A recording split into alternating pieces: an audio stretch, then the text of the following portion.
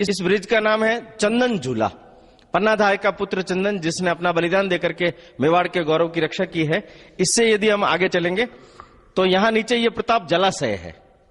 प्रताप जलाशय के चारों तरफ लगभग 25 दीर्घाओं में मेवाड़ के इतिहास पर जीवंत जानकारी देने के लिए लाइव मैकेनिकल मॉडल, पन्नाधाय, हड्डी रानी ने अपने पति के सिर को काट करके दे दिया, मीराबाई, पूंजा भील, ऐसे श्रेष्ठ चरित्र नायकों के जीवन के बारे में जानकारी देने के लिए मैकेनिकल मॉडल। ये पीछे की तरफ आप देख रहे हैं भक्ति धाम। यहां मेवाड़ के सप्त तीर्थों की मूल प्रतिकृति दिखाई जाएगी। केसरिया जी, सांवलिया जी, चामुंडा माता, एकलिंग जी, श्रीनाथ जी, चारभुजा जी, ये सब मंदिर इसके अंदर रहेंगे। इसके नीचे अंडरग्राउंड है। अंडरग्राउंड में हमारे देश का सांस्कृतिक इतिहास, मत पंथ संप्रदाय कौन से थे, धर्म परिवर्तन कौन से थे, शिक्षाएं उन्होंने कौन कौन सी दी, धाम, तीर्थ, नदियां, ये भारत मिट्टी का टुकड़ा नहीं, हमारी मां है, इस प्रकार का भाव हर एक व्यक्ति के मन में पैदा हो, इसके लिए सांस्कृतिक भारत का दर्शन। और वहां से दर्शन करने के बाद यदि हम इधर आएंगे तो ये भारत माता का मंदिर है। भारत माता के मंदिर में ध्यान कक्ष में बैठ करके ये जितने हमारे महापुरुषों से हमने जो साक्षात्कार किया है उसको हम अपनी आंखों में सामने रखते हुए अपने जीवन में कुछ देश के लिए, धर्म के लिए करने का संकल्प लेकर के जाएंगे। और एक विशेष चीज ये यहां बन रही है, ये लगभग पूर्णता पर है। ये भवन है मेवाड़ शोध केंद्र। हम सब जानते हैं हमारे इतिहास को तोड़ मरोड़ करके पेश किया गया। इतिहास की सही जानकारी लोगों को हो, क्योंकि इतिहास हमारे को प्रेरणा देता है, गौरव देता है। उस गौरवशाली इतिहास को ठीक ढंग से रिसर्च करने के लिए ये एक रिसर्च सेंटर बनाया जा रहा है। इस प्रकार से ये लगभग 100 करोड़ का बड़ा प्रोजेक्ट है और 100 करोड़ की लागत में ये प्रोजेक्ट बनेगा और इसमें लगभग 10 साल का समय लगेगा। हम सब जानते हैं कि ये स्थान हमारे राष्ट्रीय तीर्थ के रूप में विकसित हो रहा है। तो जिस प्रकार का ये राष्ट्रीय तीर्थ है, यहां आने वाले पर्यटकों को भी एक बहुत बड़ी सुविधा मिलेगी, प्रेरणा मिलेगी। इस सब काम में हम सब लोगों को सहयोग करना है। तो मैं जनता जनार्दन से भी विनम्र निवेदन करता हूं, इस काम में खुल करके मुक्त हस्त से भामाशाह की तरह आगे बढ़ करके हम दान दें, यही मेरा निवेदन है। धन्यवाद। दोस्तों, जैसा कि ओम जी भाई साहब जो प्रताप गौरव शोध बन रहा है बड़ी में, उसके बारे में समझा रहे थे। ओम जी भाई साहब, लगभग ये महाराणा प्रताप की जो मूर्ति आपने बताया कि उस पहाड़ी पर ऊपर की तरफ ऊपर स्थापित होगी, लगभग वो कब तक हो जाएगी? ये लगभग 3 साल में वो मूर्ति बनकर के तैयार हो जाएगी।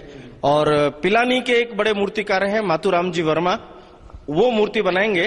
और ये मूर्ति, महाराणा प्रताप की आयु 57 वर्ष थी। 57 वर्ष की आयु को ध्यान में रख करके 5 मंजिला बड़ी इमारत जितनी बड़ी भव्य मूर्ति, और वो पहाड़ी के एकदम ऊपर के छोर के ऊपर लगेगी, जो महाराणा प्रताप के बारे में, उनकी भव्यता के बारे में, उनके स्वाभिमान और शौर्य के बारे में जानकारी देगी। अच्छा, दूसरा यह कि जब ये कंप्लीट हो जाएगा, यूं लगता है कि जैसे कि बहुत बड़ा एक तीर्थ हो जाएगा मेवाड़ का, तो ओम जी भाई साहब, कई पर्यटक लोग भी आएंगे, क्या उनके ठहरने की व्यवस्था भी यहाँ होगी क्या? पर्यटकों के ठहरने की व्यवस्था नहीं होगी, क्योंकि उदयपुर के अंदर पर्यटकों के ठहरने के लिए बहुत अच्छी व्यवस्थाएं और सुविधाएं हैं। यहाँ तो एक बार पर्यटक सवेरे आने के बाद शाम तक अपने पूर्वजों से साक्षात्कार करने का, अपने पूर्वजों के गौरव को जानने का, उसको अपने जीवन में उतारने का प्रयत्न करे, यही हमारी अभिलाषा है। दोस्तों, ये थे ओम जी भाई साहब। जैसे कि मैं पूर्व में परिचय दे चुका हूं कि संघ के बहुत बड़े अधिकारी हैं, प्रचारक हैं, उनके ही देखरेख में ये सारा कार्य हो रहा है। पूरे उदयपुर शहर की जनता जुड़ी हुई है इससे, और आने वाले समय में जो ये एक शोध केंद्र बन रहा है, मैं समझता हूं कि अपने मेवाड़ के लिए बहुत बड़ी उपलब्धि होगी। पूरे भारतवर्ष के लोग जिस तरह से आज मोती मगरी देखने जाते हैं, तो मैं समझता हूं कि यहां पर उससे भी ज्यादा व्यक्ति आएंगे।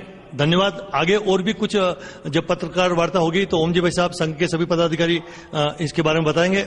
आप सभी दर्शकों को और भी जानकारी देंगे। Thank you sir.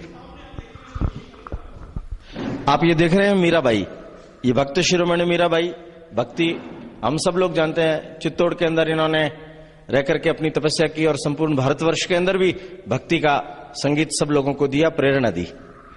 इधर आप देख रहे हैं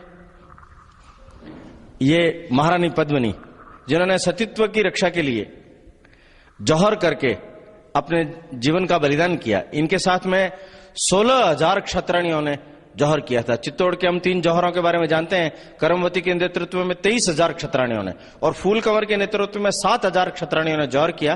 केवल सत्यत्व की रक्षा के लिए अपने तन को वार देना, ऐसा दूसरा उदाहरण जीवन में कहीं पर भी देखने को नहीं मिलता।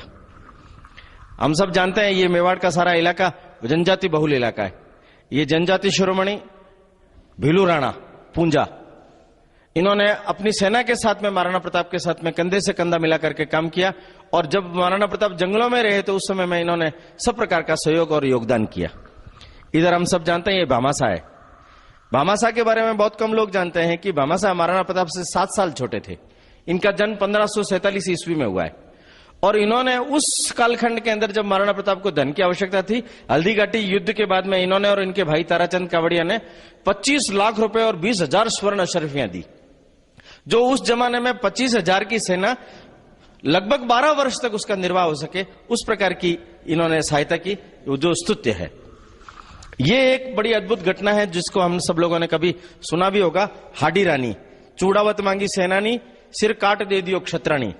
अपने पति रतन सिंह रावत को मोह से निकाल करके और उसको युद्धरत करने के लिए हाडी रानी इंद्र कंवर ने अपनी गर्दन काट करके दे दी। ये पास में उनकी सहेली रंगबैल खड़ी है जिसने उसके सिर को लेकर के रतन सिंह को दिया और रतन सिंह देख करके अभिभूत हो गया और उसने इस गर्दन को अपनी गर्दन में बांध करके माला की तरह और औरंगजेब से 3 दिन तक युद्ध करते हुए उसको युद्ध भूमि में रोके रखा। तब तक महाराणा राज सिंह ने चारुमती से विवाह किया। और ये देखिए आप मेवाड़ के आदि पुरुष बप्पा रावल, एकलिंग जी के अंदर इन्होंने साधना की और केवल एकलिंग जी नहीं, काबुल कंधार तक जाकर के हिंदू कुश के पर्वत पर अपने भगवा झंडे को फहराया और वहां के सुल्तानों को हरा करके उनकी कन्याओं से भी उन्होंने विवाह किया। और ये आप देख रहे हैं पन्नाधाय। पन्नाधाय ने उदय सिंह की रक्षा के अंदर अपने पुत्र की बलि चढ़ाई। हम सब जानते हैं कि पन्नाधाय का पुत्र चंदन वो 15 वर्ष की आयु का था जब उसका बलिदान हुआ। इसका अर्थ यह है कि उसको फुसला करके उनके बिस्तर पर नहीं सुलाया गया। उसने जब अपना बलिदान दिया तो उसको खुद को भी यह मालूम था कि मुझे इस राष्ट्र के लिए, मेवाड़ माता के गौरव की रक्षा के लिए, उदय सिंह के प्राणों की रक्षा के लिए अपने जीवन की बलि देनी है। ये हम कुछ मॉडल्स इस प्रकार के देख रहे हैं। इस प्रकार के स्टील मॉडल और इस प्रकार के जीवंत मॉडल भी हम सब लोग उस गौरव केंद्र के अंदर देख सकेंगे।